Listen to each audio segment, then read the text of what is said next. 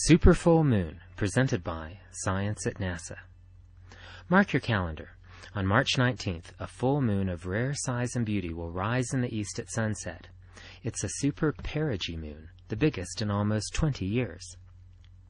The last full moon so big and close to Earth occurred in March of 1983, says Jeff Chester of the U.S. Naval Observatory in Washington, D.C. I'd say this is worth a look.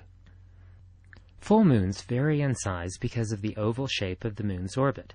It is an ellipse, with one side, perigee, about 50,000 kilometers closer to Earth than the other, apogee.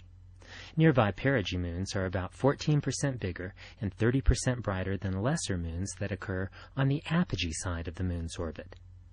The full moon of March 19th occurs less than 1 hour away from perigee, a near-perfect coincidence that happens only once every 18 years or so, says Chester. A perigee full moon brings with it extra-high perigean tides, but this is nothing to worry about. In most places, lunar gravity at perigee pulls tidewaters only a few centimeters, that is, an inch or so, higher than usual.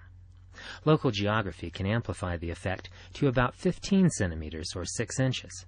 Not exactly a great flood. Indeed, contrary to some reports circulating the internet, perigee moons do not trigger natural disasters. The supermoon of March 1983, for instance, passed without incident, and an almost supermoon in December 2008 also proved harmless. Okay, the moon is 14% bigger than usual, but can you really tell the difference? It's tricky. There are no rulers floating in the sky to measure lunar diameters. Hanging high overhead with no reference points to provide a sense of scale, one full moon, even a supermoon, can seem much like any other. The best time to look is when the moon is near the horizon. That is when illusion mixes with reality to produce a truly stunning view. For reasons not fully understood by astronomers or psychologists, low-hanging moons look unnaturally large when they beam through trees, buildings, and other foreground objects. On March 19th, why not let the moon illusion amplify a supermoon that's extra big to begin with? The swollen orb rising in the east at sunset may seem so nearby you can almost reach out and touch it. Don't bother.